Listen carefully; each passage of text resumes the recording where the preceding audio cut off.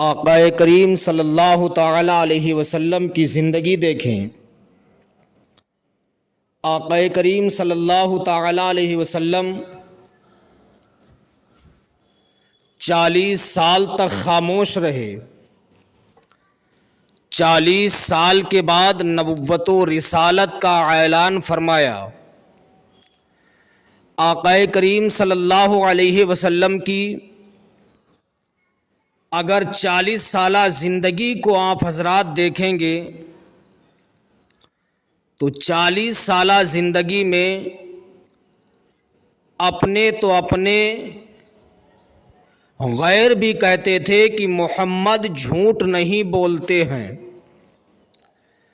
غیر بھی کہتے تھے محمد کسی کی امانت میں خیانت نہیں کرتے ہیں۔ آقا کریم صلی اللہ تعالی علیہ وسلم 40 سال کے بعد حکم خدا بندی ملا، اے میرے محبوب اب تم نبوت و رسالت کا اعلان کرو۔ آقا کریم صلی اللہ علیہ وسلم نے حکم خدا بندی سنا، انا محمد الرسول اللہ کا اعلان کیا، نبوت و رسالت کا اعلان کیا۔ کفاران مکہ نے سنا، آپس میں چیمی گوئیاں شروع کر دیتے ہیں کہ دیکھو 40 سال تک محمد خاموش رہے، 40 سال کے بعد نبوت و رسالت کا اعلان کر رہے ہیں، کیا اس بات کو مانا جا سکتا ہے؟ کیا اس بات کو تسلیم کیا جا سکتا ہے؟ گھر گھر میں اختلاف، باپ بیٹے میں اختلاف، بیٹی ماں میں اختلاف، بھائی بھائی میں اختلاف، پڑوسی پڑوسی میں اختلاف، صرف اس بنیاد پر کہ آقا کریم صلی اللہ علیہ وسلم نے نبوت و رسالت کا اعلان کیا ہے۔ 40 سال کے بعد نبوت و رسالت کا اعلان کیا، انا محمد الرسول اللہ کا اعلان کیا۔ حضرت بلال حبشی جنہوں نے ابھی کلمہ نہیں پڑھا، حضرت بلال حبشی جنہوں نے ابھی اسلام قبول نہ کیا، آپ کا گزر ہوا، کفاران مکہ نے بلال حبشی کو دیکھا، دیکھنے کے بعد کہتے ہیں بلال یہاں آؤ۔ حضرت بلال حبشی ان کے پاس گئے، جانے کے بعد کہتے ہیں بتاؤ کیا ہے؟ کفاران مکہ نے کہا تھا بلال کیا کچھ سنے ہو؟ حضرت بلال حبشی نے کہا تھا میں نے ابھی کچھ نہیں سنا ہے۔ کفاران مکہ نے کہا تھا بلال کیا تم نے محمد بن عبداللہ کا نام سنا ہے؟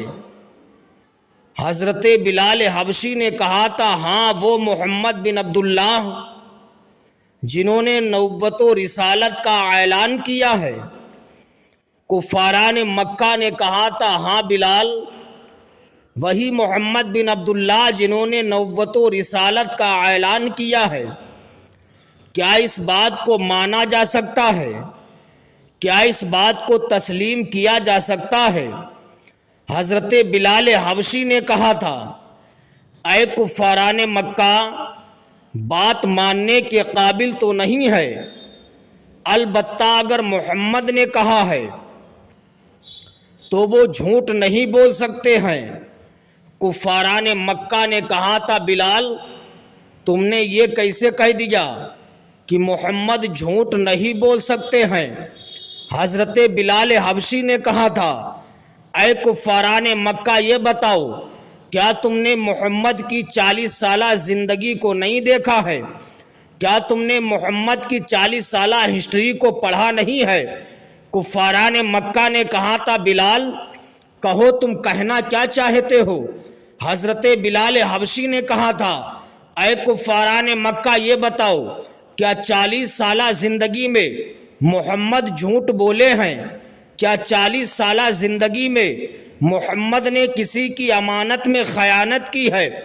کفاران مکہ نے کہا تھا بلال تم سچ کہتے ہو، 40 سالہ زندگی میں محمد جھوٹ نہیں بولے ہیں، 40 سالہ زندگی میں محمد نے کسی کی امانت میں خیانت نہیں کی ہے۔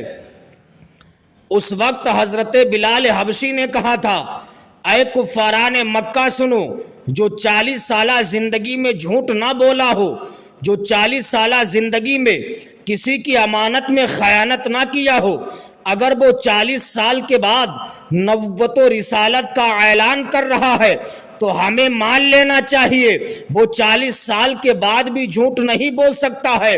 جو 40 سال پہلے جھوٹ نہ بولا ہو وہ 40 سال کے بعد بھی جھوٹ نہیں بول سکتا ہے۔ سبحان اللہ۔ اب آقا کریم صلی اللہ علیہ وسلم نے نبوت و رسالت کا اعلان کر دیا، دن با دن اسلام بڑھ رہا ہے، دن با دن اسلام کے نام لیوا بڑھ رہے ہیں۔ آقا کریم صلی اللہ علیہ وسلم اسلام کی نشر و اشاعت کے لیے کوششیں کر رہے ہیں۔ آقا کریم صلی اللہ علیہ وسلم اپنے حساب سے اسلام کی نشر و اشاعت کر رہے ہیں، اپنے طریقے سے اسلام کے فروغ کے لیے کوششیں کر رہے ہیں۔ اگر کوئی گھر کے باہر ملتا ہے آقا کریم صلی اللہ علیہ وسلم اسے بھی اسلام کی دعوت دیتے ہیں۔ اگر کوئی شہر کے باہر ملتا ہے آقا کریم صلی اللہ علیہ وسلم اسے بھی سمجھاتے ہیں۔ جس دن میرے آقا صلی اللہ علیہ وسلم نے نبوت و رسالت کا اعلان کیا تھا اس وقت حضرت ابو بکر صدیق رضی اللہ تعالیٰ عنہ مکہ میں نہیں تھے، آپ تجارتی قافلے کے ساتھ ملک شام گئے ہوئے تھے، ابھی آپ شام پہنچے نہیں ہیں، راستے میں اندھیرا چھا جاتا ہے، ایک گرجا گھر دیکھتے ہیں، حضرت ابو بکر صدیق رضی اللہ تعالیٰ عنہ ابھی کلمہ نہیں پڑا ہے، جب رات ہو گئی سوچتے ہیں لاؤ رات میں اسی گرجا گھر کے اندر قیام کر لیا جائے، رات میں اسی گرجا گھر کے اندر رک جایا جائے۔ حضرت ابو بکر صدیق رضی اللہ تعالیٰ عنہ گرجا گھر کے اندر جاتے ہیں، گرجا گھر کے پادری سے ملاقات کرتے ہیں۔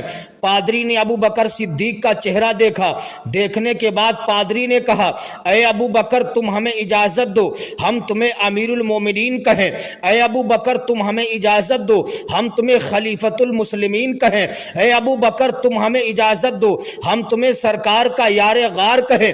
ابو بکر صدیق نے جب اس پادری کی زبان سے جملے سنے ابو بکر صدیق شش و پنج میں ڈوب گئے، آخر یہ کیا معاملہ ہونے والا ہے؟ ابو بکر صدیق نے اس پادری سے پوچھا تھا اے پادری یہ بتا تو مجھے یہ کیوں کہہ رہا ہے؟ اس پادری نے کہا تھا اے ابو بکر صدیق کیا تمہیں پتا نہیں ہے مکہ میں محمد بن عبداللہ نے نبوت و رسالت کا اعلان کر دیا ہے، ان کے خلفاء میں امیر المومنین سب سے پہلے تمہیں کہا جائے گا، خلیفہ اول کا لقب تمہیں دیا جائے گا، اے ابو بکر سب سے پہلے تم ان کی نبوت و رسالت کی گواہی دو گے، اے ابو بکر سب سے پہلے تم ان کا کلمہ پڑھو گے۔ ابو بکر صدیق نے جب گرجا گھر کے پادری سے جملے سنے شش و پنج میں ڈوب جاتے ہیں، آپ نے اپنا سامان تجارتی قافلے کو دیا، دینے کے بعد کہتے ہیں میں مکہ شریف جا رہا ہوں۔ حضرت ابوبکر صدیق نے اپنا سامان دیا، دینے کے بعد وہاں سے روانہ ہو جاتے ہیں، آپ مکہ شریف کی سرزمین پر داخل ہوتے ہیں، ابو جہل سے ملاقات ہوتی ہے۔ ابو جہل نے کہا اے ابو بکر کیا کچھ سنے ہو؟ ابو بکر صدیق نے کہا تھا کچھ نہیں سنا ہے، کہا جو تمہارے ساتھی محمد ہے ابھی تک تو وہ کچھ نہیں کہہ رہے تھے، لیکن 40 سال کے بعد نبوت و رسالت کا انہوں نے انکار، 40 سال کے بعد انہوں نے نبوت و رسالت کا اعلان کر دیا ہے۔ اے ابو بکر کیا اس بات کو مانا جا سکتا ہے؟ کیا اس بات کو تسلیم کیا جا سکتا ہے؟ ابو بکر صدیق نے کہا تھا اے ابو جہل ابھی تو میں فیصلہ نہیں کروں گا، ابھی میں باہر سے آ رہا ہوں، میرا چہرہ گرد و غبار میں اٹا ہوا ہے۔ حضرت ابو بکر صدیق رضی اللہ تعالیٰ عنہ اپنے گھر پہ جاتے ہیں، جانے کے بعد اپنا چہرہ صاف کرتے ہیں، گھر والوں سے پوچھتے ہیں یہ بتاؤ محمد کدھر ہے؟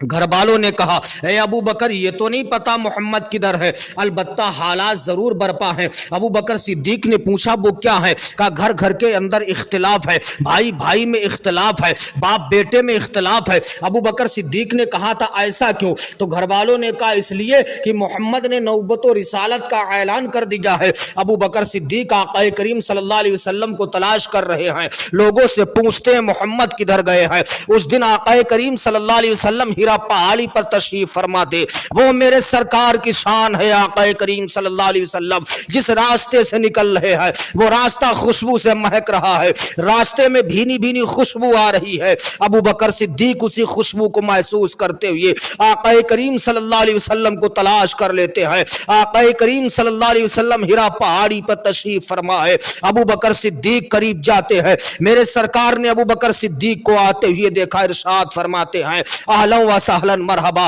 اہلا و سہلا مرحبا۔ آقا کریم صلی اللہ علیہ وسلم ابو بکر صدیق کو مبارکباد پیش کرتے ہیں، ابو بکر صدیق قریب جاتے ہیں، میرے سرکار نے ابو بکر صدیق کا دست مبارک پکڑا، پکڑنے کے بعد کہتے ہیں اے ابو بکر صدیق سنو، میں اللہ کا پیغمبر ہوں، اس دنیا انسانیت کا آخری رہنما ہوں، میں نے نبوت و رسالت کا اعلان کیا ہے۔ ابو بکر صدیق کہتے ہیں یا رسول اللہ، جو اللہ کا پیغمبر ہوتا ہے، جو اللہ کا نبی ہوتا ہے، وہ اپنے نبوت کی کوئی نشانی پیش کرتا ہے۔ آقا کریم صلی اللہ علیہ وسلم نے ارشاد فرمایا اے ابو بکر صدیق سنو، جو تجارت کی راہ میں گرجا گھر کے اندر پادری نے میرے تعلق سے تمہیں بشارتیں دی ہیں، کیا یہ میری نبوت کے لیے کافی نہیں ہے؟ اتنا سننا تھا، ابو بکر صدیق قریب پہنچے، عرض کرتے ہیں یا رسول اللہ آپ دیر نہ کیجئے، مجھے بھی کلمہ پڑھا کے داخل اسلام کر لیجئے۔ میرے سرکار نے ابو بکر صدیق کو کلمہ پڑھایا، داخل اسلام کر لیا۔ سبحان اللہ سبحان اللہ۔ ابو بکر صدیق نے بھی کلمہ پڑھا، داخل اسلام ہو گئے۔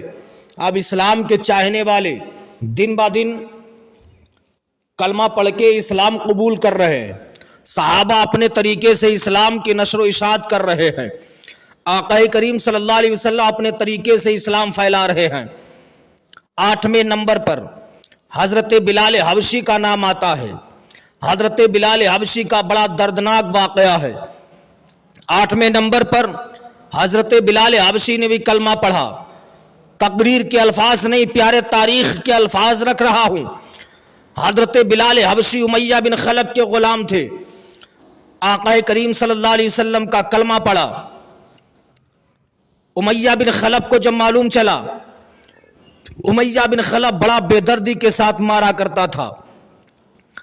آقا کریم صلی اللہ علیہ وسلم کا ایک مرتبہ راستے سے گزر ہوا، حضرت بلال حبشی جنہوں نے ابھی کلمہ نہیں پڑھا ہے، آقا کریم صلی اللہ علیہ وسلم کا جب چہرہ دیکھا، آقا کریم صلی اللہ علیہ وسلم کا چلنا دیکھا، جب سرکار قریب گئے، بلال حبشی نے کہا تھا اے عرب مرد، تمہاری صورت لاجواب ہے، تمہاری سیرت لاجواب ہے، تمہارا چلنا لاجواب ہے، مجھے تمہارا ہر انداز لاجواب لگتا ہے، اے عرب مرد میں تم سے کچھ کہنا چاہتا ہوں۔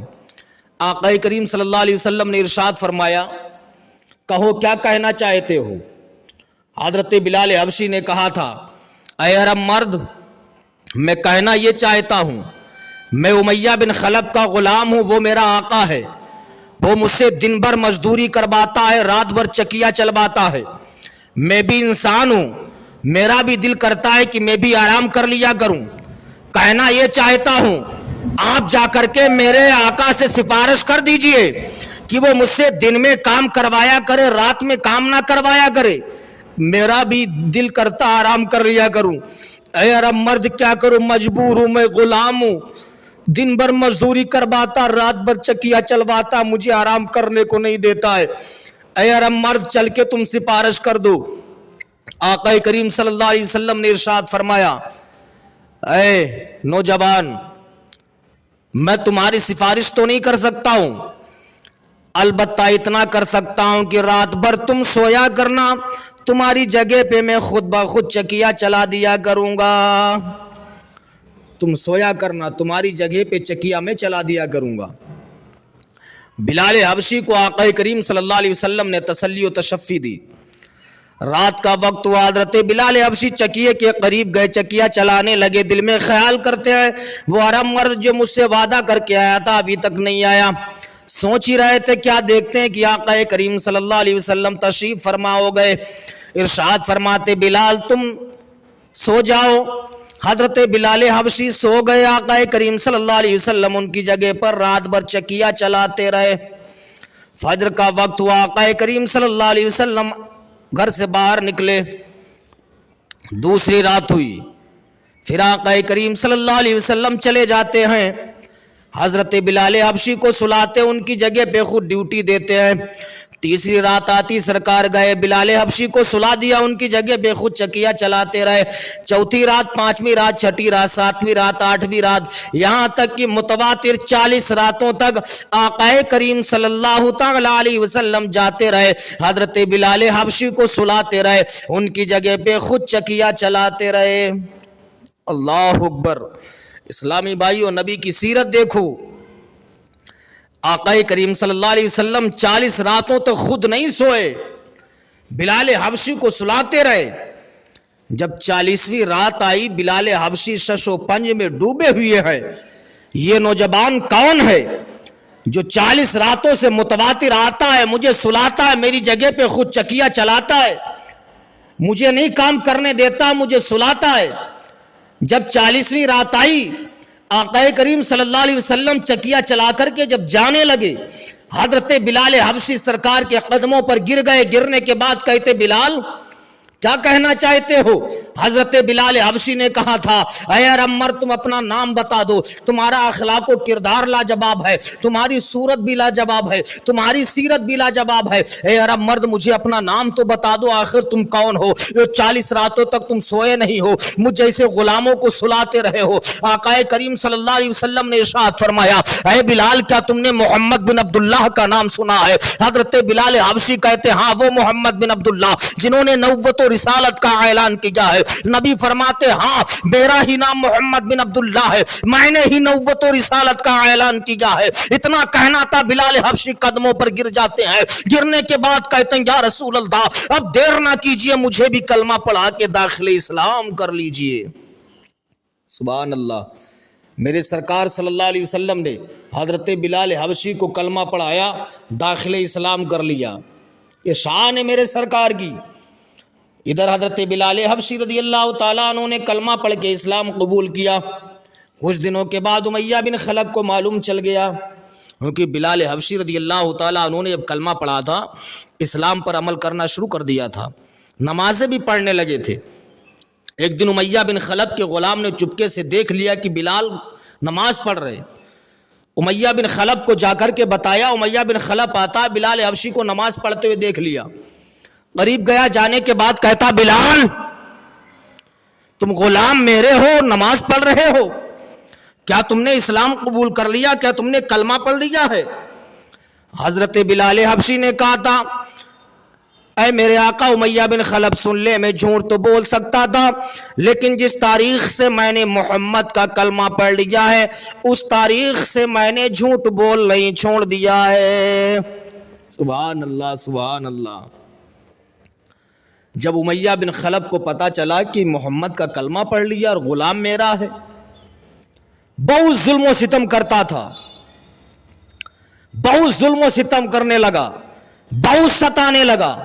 کتابوں میں لکھا ہے کہ حضرت بلال حبشی کے ہاتھ اور پاؤں رسی سے باندھ دیتا تھا، بچوں کے حوالے کر دیتا تھا، بچے پتھر مارا کرتے تھے، اور امیہ بن خلف کہتا تھا بلال تمہاری جان جانے میں چند سیکنڈ باقی ہے، اب بھی محمد کا کلمہ پڑھنا چھوڑ دو۔ بلال حبشی کہتے تھے اے امیہ بن خلف سن لے، میں اب کلمہ پڑھنا نہیں چھوڑ سکتا ہوں۔ کتابوں میں لکھا ہے کہ رات بھر امیہ بن خلف جس تخت کے اوپر لیٹا کرتا تھا، آرام کرتا تھا، اس تخت کے مچبے کے نیچے حضرت بلال حبشی کے ہاتھوں کو داب دیتا تھا۔ رات بھر بلال حبشی کی سسکیاں بندی رہتی تھی، رات بھر آنکھوں سے آنسو نکلا کرتے تھے۔ امیہ بن خلف اتنی تکلیفیں دیا کرتا تھا۔ ایک دن امیہ بن خلف نے کہا تھا بلال آج تجھے ہم مار دیں گے ورنہ تم محمد کا کلمہ پڑھنا چھوڑ دے۔ حضرت بلال حبشی نے کہا تھا امیہ بن خلف سن لے، اب میں نے دل یہ محمد کو دے دیا ہے، اب میں نے محمد کا کلمہ پڑھ لیا ہے، اب چاہے تو میرے جسم کی بوٹی بوٹی کروا دے، چاہے میرے جسم کا قیمہ قیمہ بنا دے، اب میں نے محمد کا کلمہ پڑھ پڑھ لیا ہے،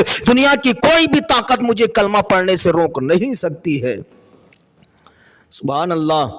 اسلامی بھائیوں، ذرا اپنے سینے پر ہاتھ رکھ کے سوچئے، آج آپ کے اگر کوئی ایک تھپڑ مار دے، معاذ اللہ آپ کلمہ پڑھنا چھوڑ دیں گے؟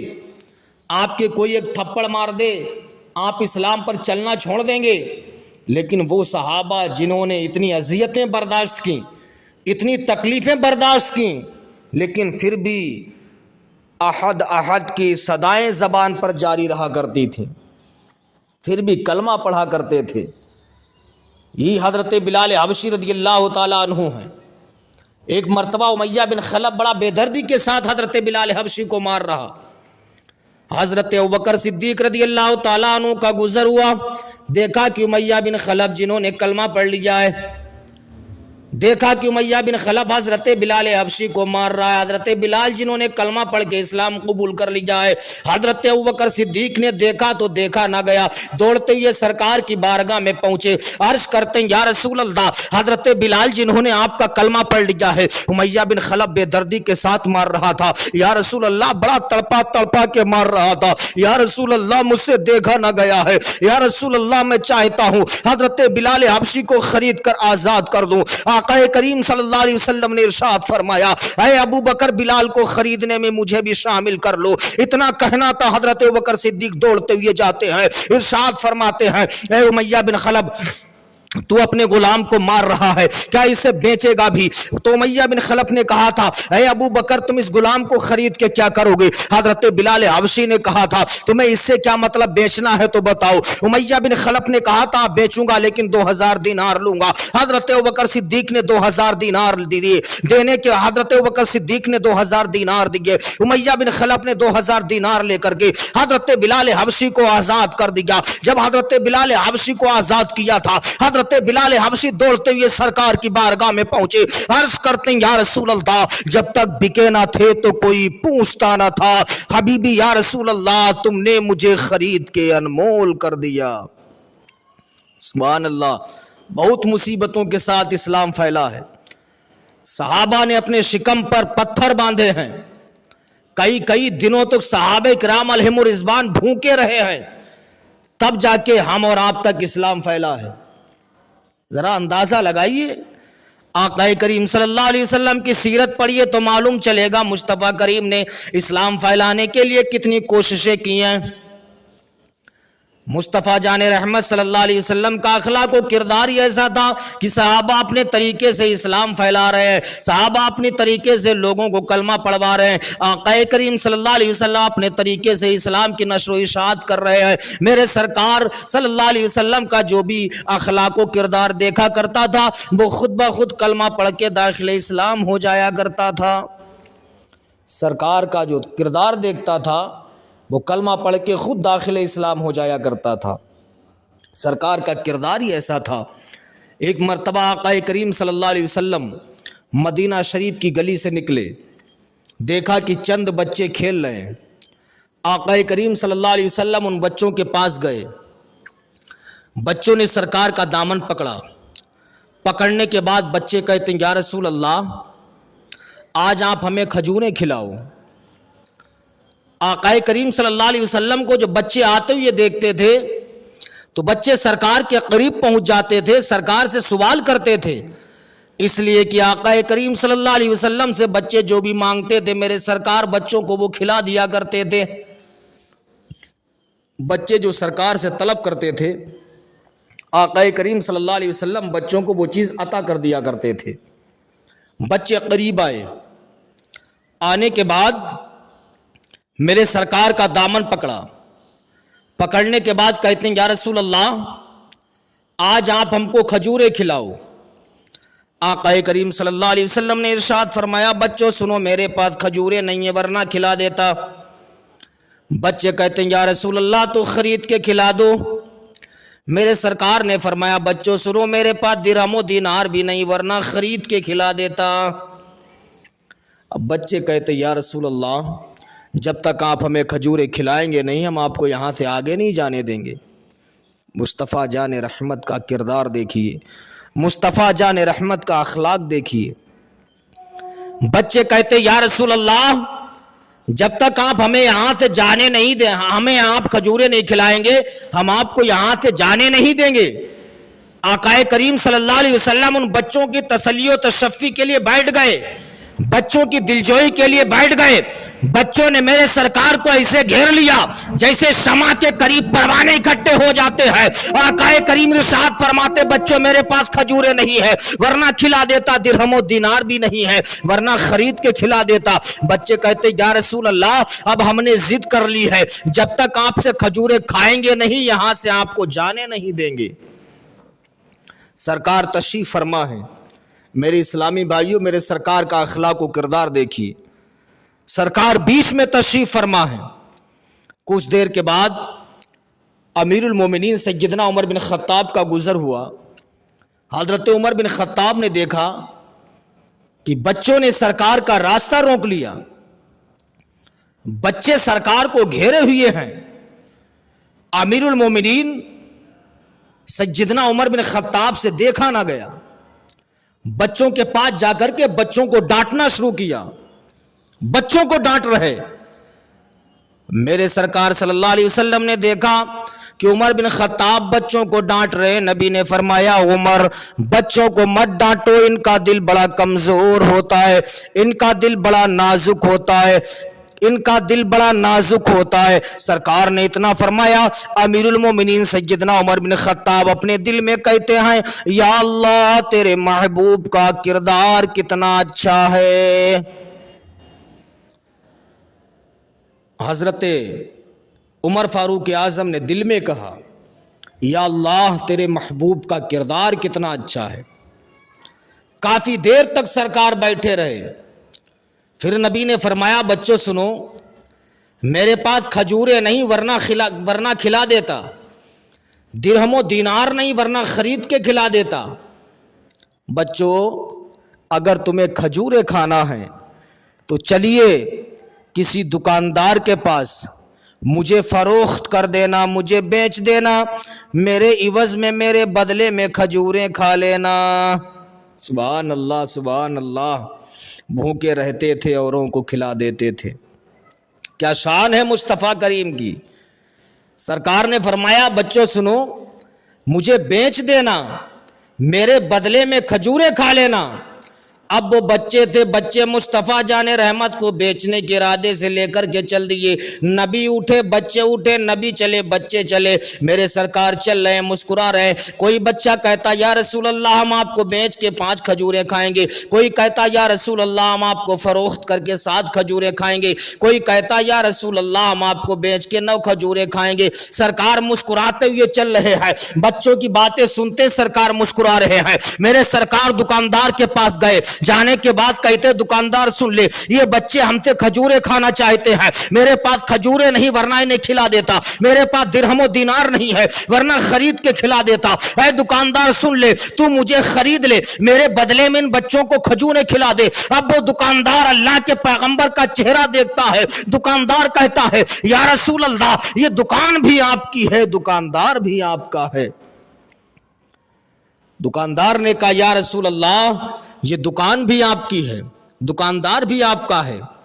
میرے سرکار صلی اللہ تعالی علیہ وسلم دکان کے اندر گئے، بچوں کو بلایا، فرمایا کتنی چاہیے؟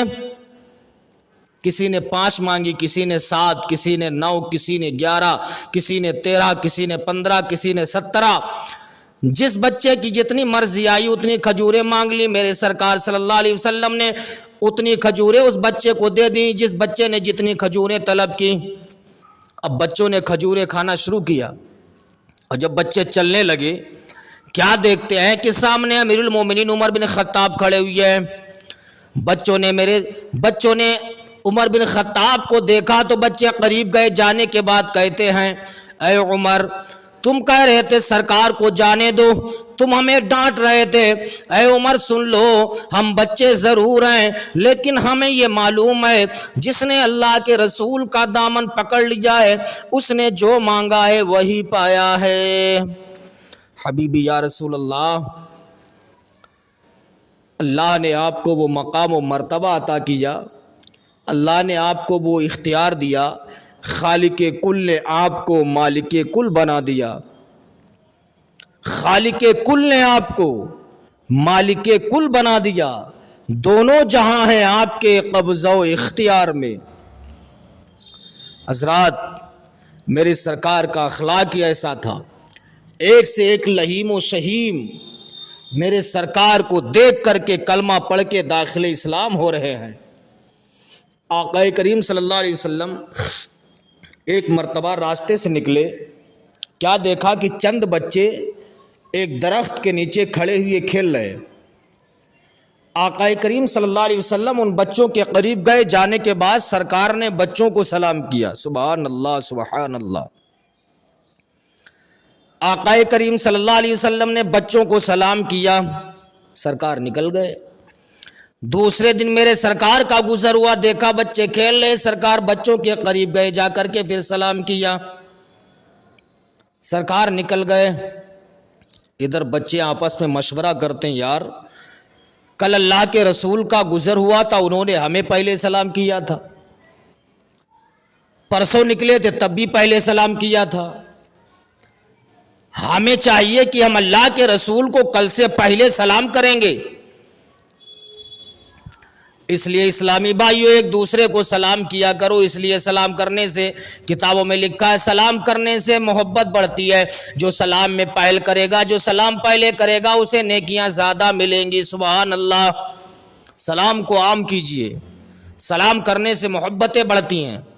اچھا ایک بات بتاؤ، اتنے لوگ یہاں بیٹھے ہو، کتنے لوگ اپنے ماں باپ کو سلام کر کے آئے ہو؟ نہیں کر کے آئے ہو نا؟ اور اپنی اپنی مہروا کتنے لوگ سلام کر کے آئے ہو؟ ماں کا نام لیا تو کسی کے ہونٹوں پر مسکراہٹ نہیں آئی، مہروا کا نام لے لیا تو سب لوگ مسکرانے لگے ہو۔ تم سوچ رہے ہو کون عجیب و غریب مولانا ہے مہروا کو سلام کرنے کے لیے کہہ رہا؟ ارے ہاں اسلامی بھائیوں، عورت کو بھی سلام کر سکتے ہو، سلام عورتوں کو بھی کر لیا کرو۔ لیکن آپ سمجھ رہے کہ اگر ہم مہروا کو سلام کر لیں گے تو ہماری ناک کٹ جائے گی؟ نہیں، کبھی عورت اپنے شوہر کو سلام کر لے، شوہروں کو چاہیے وہ بھی اپنی بیویوں کو سلام کر لیا کرے، اس لیے سلام کرنے سے محبت بڑھتی ہے۔ سلام کو عام کیجیے، چاہے شوہر ہو، چاہے بیوی ہو، چاہے بچہ ہو، چاہے جوان ہو، چاہے بوڑھا ہو، جو پہلے سلام کرے گا اسے نیکیاں زیادہ ملیں گی۔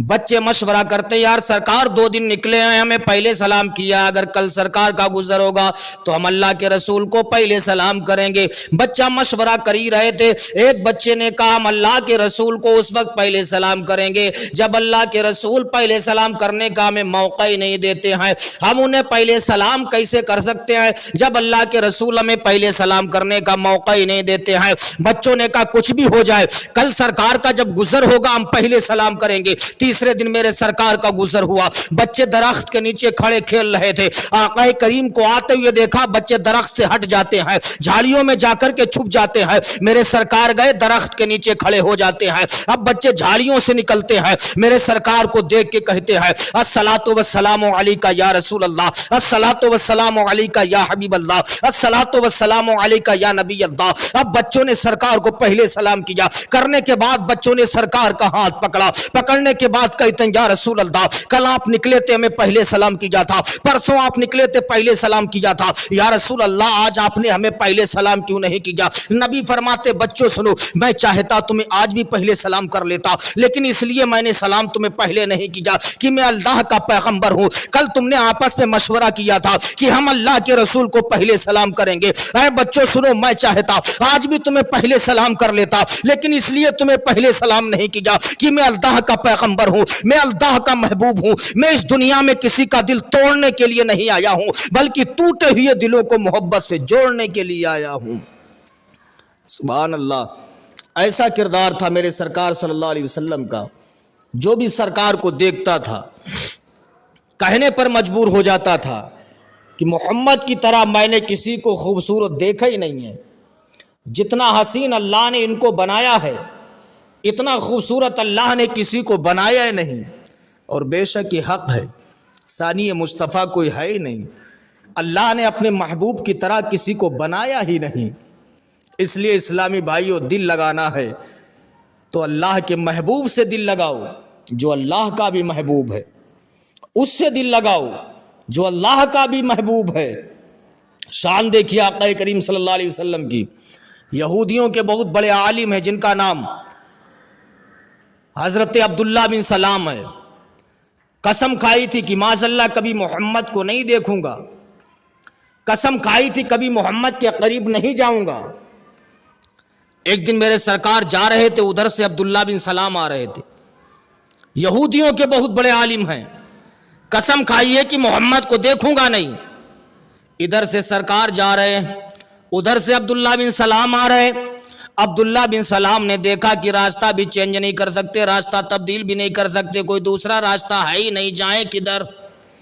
عبداللہ بن سلام کہتے میں نے دل میں خیال کیا آج محمد کے قریب سے گزر ہوگا، کہیں ایسا نہ ہو میری قسم ٹوٹ جائے۔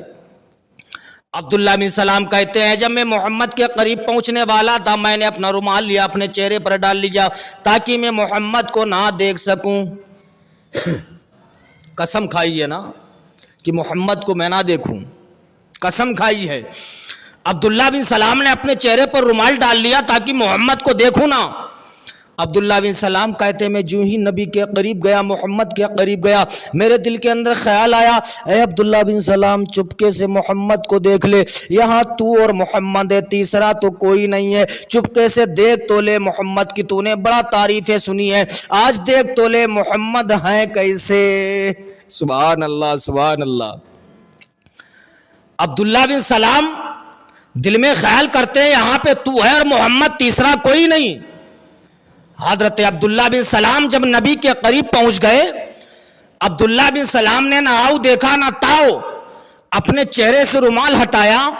عبداللہ بن سلام کی نظر جب نبی کے چہرے پر پڑتی ہے، نبی کے رخ زیبا پر پڑتی ہے، جب آقا کریم صلی اللہ علیہ وسلم کا چہرہ دیکھتے ہیں، حضرت عبداللہ بن سلام نبی کے قدموں پر گر جاتے ہیں، گرنے کے بعد کہتے ہیں انہو وجہ لیسا بوجہ الکذاب، قسم خدا کی یہ چہرہ کسی جھوٹے انسان کا چہرہ نہیں ہو سکتا ہے۔ یا رسول اللہ میں نے اس دنیا میں بڑے بڑے حسینوں کو دیکھا ہے، بڑے بڑے خوبصورت لوگوں کو دیکھا ہے، لیکن یا رسول اللہ اللہ نے جتنا حسین آپ کو بنایا ہے پوری کائنات میں اللہ نے اتنا خوبصورت کسی کو بنایا ہی نہیں ہے۔ سبحان اللہ۔ عبداللہ بن سلام نے کہا یا رسول اللہ اب دیر نہ کیجئے، مجھے بھی کلمہ پڑھا کے داخل اسلام کر لیجئے۔ میرے سرکار صلی اللہ علیہ وسلم نے حضرت عبداللہ بن سلام کو کلمہ پڑھایا، داخل اسلام کر لیا۔ یہ شان ہے میرے سرکار کی۔ اللہ نے اپنے محبوب کو اتنا حسین و معجبی بنایا، اتنا خوبصورت بنایا، اتنا خوبصورت بنایا۔ ایک مرتبہ ام المومنین حضرت عائشہ صدیقہ رضی اللہ تعالیٰ عنہ تشریف فرمائیں، آقا کریم صلی اللہ علیہ وسلم کالی چادر اوڑھ کے پہنچے، رات کا وقت ہے۔ میرے سرکار نے پوچھا اے عائشہ صدیقہ یہ بتاؤ اس وقت میں کالی چادر اوڑھ کے تمہیں کیسا دکھائی دے رہا ہوں؟ اے عائشہ میں کالی چادر اوڑھ کے کیسا لگ رہا ہوں؟ ام المؤمنین حضرت عائشہ صدیقہ رضی اللہ تعالیٰ عنہ نے ارشاد فرمایا اے میرے سرتاج یا رسول اللہ آپ کالی چادر اوڑھ کے اس وقت ایسے لگ رہے ہیں جیسے چاند بدلی سے باہر نکل آیا ہے۔ یا رسول اللہ آقا اس وقت کالی چادر اوڑھ کے آپ ایسے لگ رہے ہیں جیسے بدلی سے چاند باہر نکل آیا ہے۔ ایک مرتبہ صحابہ کی انجمن لگی ہے، صحابہ بیٹھے ہیں، صحابہ کہتے ہیں یا رسول اللہ جب بچہ پیدا ہوتا ہے تو روتا ہوا کیوں پیدا ہوتا ہے؟ یا رسول اللہ بچہ روتا ہوا کیوں پیدا ہوتا ہے؟ اسلامی بھائیوں آپ بھی جانتے ہیں اگر بچہ پیدا ہو روئے نا ماں کی سانسیں تھمنے لگتی ہیں، باپ کا دل کانپنے لگتا ہے، جو بھی ہوتے گھبرا جاتے، ڈاکٹر لوگ کہتے ہیں کہ تمہارے بچے کی جان خطرے سے باہر، ڈاکٹر فوراً ریفر کر دیتے، کیوں بچہ رویا نہیں ہے۔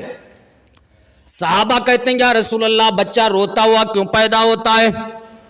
نبی نے فرمایا اے میرے صحابہ سنو، جب بچہ پیدا ہوتا ہے تو اس کے ساتھ ایک ہمزاد پیدا ہوتا ہے، وہ ہمزاد بچے کی پسلیاں دباتا ہے، بچے کو تکلیف ہوتی ہے، وہ ہمزاد بچے کی پسلیاں دباتا بچے کو تکلیف ہوتی ہے، اسی لیے بچہ روتا ہوا پیدا ہوتا ہے۔ صحابہ کہتے ہیں یا رسول اللہ ہر بچے کے ساتھ وہ ہمزاد پیدا ہوتا ہے؟ نبی نے فرمایا ہاں میرے صحابہ سنو، ہر بچے کے ساتھ وہ ہمزاد پیدا ہوتا ہے۔ اب صحابہ محبت کے انداز میں پوچھتے ہیں یا رسول اللہ ہر بچے کے ساتھ؟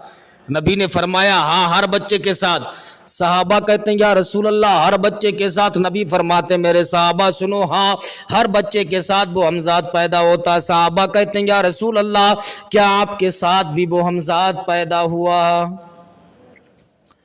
صحابہ کہتے ہیں یا رسول اللہ کیا وہ ہمزاد آپ کے ساتھ بھی پیدا ہوا؟ نبی نے فرمایا میرے صحابہ سنو، ہاں میرے ساتھ بھی وہ ہمزاد پیدا ہوا۔ صحابہ کہتے ہیں یا رسول اللہ پھر اس کا کیا ہوا؟ نبی نے فرمایا میرے صحابہ سنو، جب میں پیدا ہوا وہ ہمزاد بھی میرے ساتھ پیدا ہوا، لیکن اللہ نے مجھے اتنا حسین و معجبی بنایا، اتنا خوبصورت بنایا، جب وہ ہمزاد پیدا ہوا تو میرا چہرہ دیکھتا گیا دیکھتا گیا دیکھتا گیا۔ نبی فرماتے صحابہ سنو، وہ ہمزاد میرے چہرے میں ایسا کھو گیا کہ اس نے کلمہ پڑھا، مسلمان ہو گیا۔ حبیبی یا رسول اللہ ایسا تجھے خالق نے طرح دار بنایا، ایسا تجھے خالق نے طرح دار بنایا، یوسف کو تیرا طالب دیدار بنایا۔ اس لیے اسلامی بھائیوں آقا کریم صلی اللہ علیہ وسلم سے سچی محبت کرو، نبی کا پیار اپنے دل میں بسا لو، نبی سے سچی عقیدت کر لو، انشاءاللہ دنیا میں بھی شاد رہو گے، مرنے کے بعد قبر میں بھی آباد ہو جاؤ گے۔ ہم اس نبی کے چاہنے والے، اس نبی کے ماننے والے ہیں جس نبی نے ہمیں چلنے کا طریقہ بتایا، کھانے کا طریقہ بتایا، پینے کا طریقہ بتایا۔ ہم اس نبی کے چاہنے والے ہیں جس نبی نے ہمیں قدم قدم پر زندگی گزارنے کا طریقہ بتایا۔ اسلامی بھائیوں میں تو یہ کہتا ہوں ہمارا چلنا نبی کی سنت کے مطابق ہو، ہمارا کھانا نبی کی سنت کے مطابق ہو، ہمارا پینا نبی کی سنت کے مطابق ہو، ہمارا بیٹھنا اٹھنا نبی کی سنت کے مطابق ہو، ہمارا چلنا نبی کی سنت کے مطابق ہو۔ جب ہم کھائیں ہمارے کھانے کی ادا بولے نبی نبی، جب ہم پیئیں تو پینے کی ادا بولے نبی نبی، جب ہم سوئیں تو سونے کی ادا بولے نبی نبی، جب ہم اٹھیں اٹھنے کی ادا بولے نبی نبی، جب ہم راستوں سے چلے تو چلنے کا انداز بولے نبی نبی، جب ہم نبی کی سنتوں کے مطابق اپنی زندگی گزاریں گے، زمانہ دیکھ کے کہے گا جب رسول اللہ کا غلام اتنا اچھا ہے تو سارے نبیوں کا امام کتنا اچھا ہوگا۔ اس لیے اسلامی بھائیوں ہمارا سارا طریقہ آقا کریم صلی اللہ علیہ وسلم کی سنت کے مطابق ہونا چاہیے۔ ہمیں سرکار نے زندگی گزارنے کا طریقہ بتایا، پڑوسی کا حق کیا ہے سرکار نے بتایا، میاں بیوی کیسے رہیں سرکار نے بتایا، ماں باپ کی خدمت کیسے کرنا چاہیے میرے سرکار نے بتایا۔ لیکن اسلامی بھائیوں ہمارے حالات بگڑ گئے، آج کل نوجوانوں کے حالات بہت بگڑ گئے۔ جب تک شادی نہیں ہوتی اپنے باپ کو باپ بول لیتا ہے، ماں کو ماں کہہ لیتا ہے، شادی سے پہلے ابا کو سلام کر لیتا ہے، شادی سے پہلے اماں کو سلام کر لیتا ہے، لیکن جو ہی شادی ہو جاتی ہے باپ کو سلام کرنا بھول جاتا ہے، ماں کی طرف مڑ کے دیکھتا بھی نہیں ہے۔ نوجوانوں تمہاری طرف توجہ ہے، نوجوانوں سنو، غور سے سنو۔ جب آپ کے خطیب و امام تمہارا نکاح پڑھانے کے لیے جاتے ہیں، کیونکہ مجھے تجربہ اصلاح ان کا، نکاح پڑھانے کے لیے جب لڑکیوں کے پاس جاؤ ان سے کہو فلاں کا لڑکا فلاں وکیل و گواہ کیا تو نے نکاح قبول کیا، تو بعض لڑکیوں کو میں نے دیکھا ہے کہ وہ تو معاذ اللہ بے ہوش ہو کے فوراً گر جاتی ہیں، اور پھر 1 منٹ میں انہیں ہوش آتا ہے۔ میں نے ایک لڑکی سے پوچھا بیٹی یہ بتاؤ جب نکاح ہوا کرے تو اس وقت کلمہ شریف پڑھ لیا کرو، اور جو آپ کو پڑھانے والا قاضی صاحب جو آپ کو پڑھایا کریں تو غور سے سنا کرو، لیکن آپ لوگ روتے کیوں ہو؟ تو لڑکی نے کہا حضرت اگر نہ روئیں تب بھی آفت، روئیں تب بھی آفت۔ میں نے کہا کیسے؟ کہا اگر ہم نہ روئیں تو ہماری بوا خالہ کہیں گی یہ تو لڑکی جانے کے لیے تیار تھی، یہ تو جانے کے لیے بیٹھی تھی، اس کی آنکھوں میں آنسو ہی نہیں آئے۔ روئیں تب بھی آفت، نہ روئیں تب بھی آفت۔ اسلام کی مقدس شہزادیوں میں تمہیں سمجھا رہا ہوں جب نکاح کا وقت ہوا کرے تو رویا نہ کرو، بلکہ دیکھا کرو قاضی صاحب کیا پڑھا رہے ہیں، وہ جملے غور سے سنا کرو، وہ قبول ہونے کا وقت ہوتا ہے، غور سے سن کر کے نکاح کو قبول کر لیا کرو۔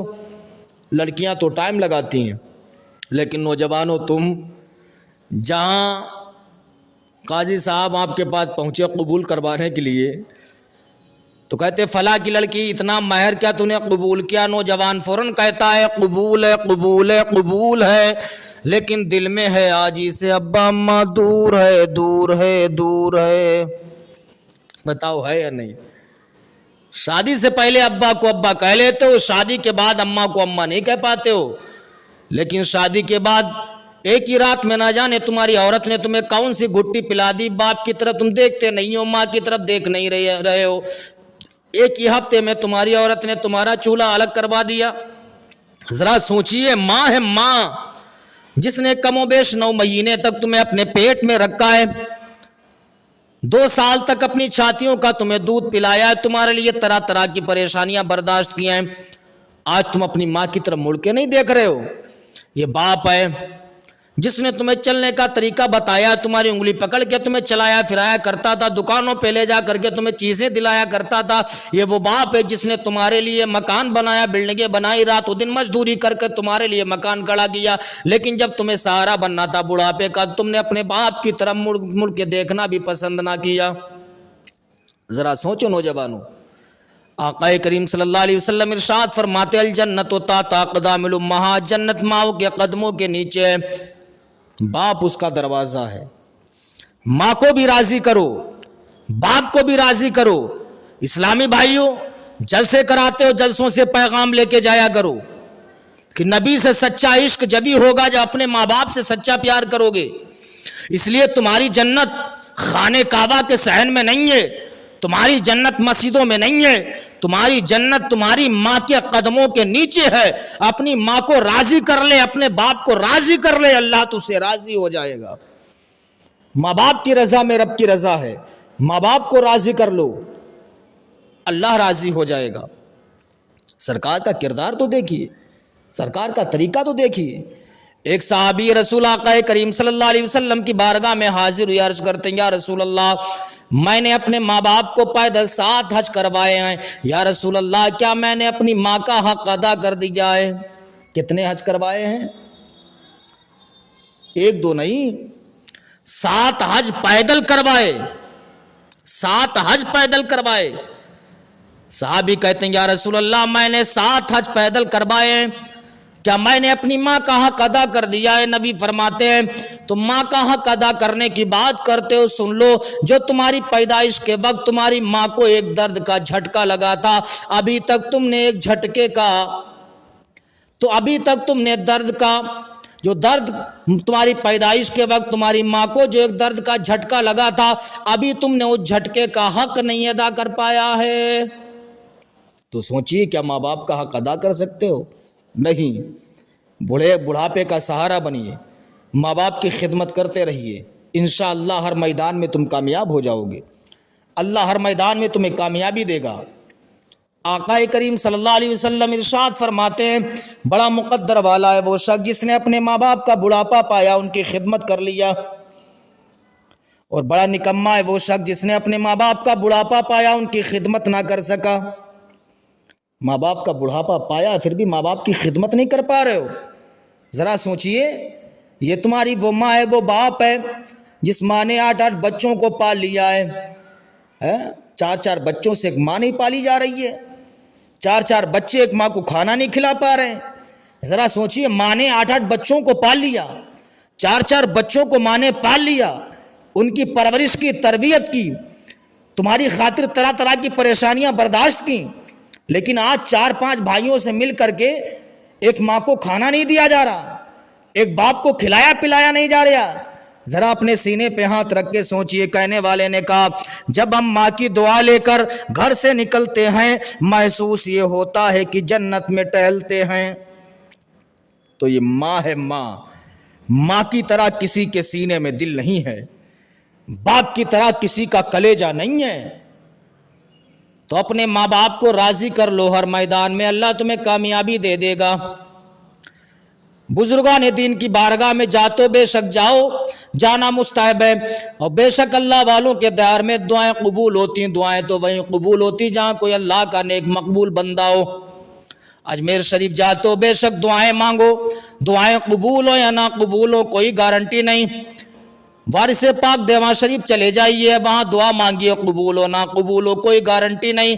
कलियर शरीफ चले जाइए, साबिर पाक की बारगाह में दुआएं मांगो, कबूल हो ना कबूल हो कोई गारंटी नहीं। बरेली शरीफ चले जाइए, बारगाह आला हजरत में दुआएं मांगो, कबूल हो ना कबूल हो कोई गारंटी नहीं। इस्लामी भाइयों, मैं तुम्हें एक बारगाह इसी बता के जा रहा हूँ, जिस बारगाह में अल्लाह हर दुआ कबूल फरमा लेता है, वो बारगाह तुम्हारी माँ है। माँ, एक मर्तबा अपनी माँ की दामन से लिपट जाना, एक मर्तबा अपनी माँ का दामन पकड़ लेना और दामन पकड़ के अपने हक में अपनी माँ से दुआ करवा लेना, अपने हक में अपने बाप से दुआ करवा लेना। अल्लाह की इज्जत और जलाल की कसम, इधर माँ के हाथ तुम्हारे लिए दुआ के लिए बाद में उठेंगे, रहमत खुदाबंदी पहले मचल जाएगी। माँ दुआ बाद में करेगी, अल्लाह कबूल पहले फरमा लेगा।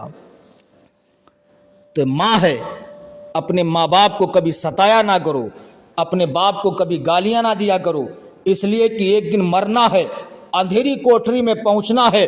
हमारा हाल तो ये होना चाहिए कि हमें अपनी जिंदगी ऐसे गुजारना चाहिए, जब हमारा जनाजा लोगों के कंधों पर हो तो देखने वाले कहें नबी के आशिक का जनाजा है, एक नमाजी का जनाजा है, एक दीवाने का जनाजा जा रहा है, एक फरजाने का जनाजा जा रहा है।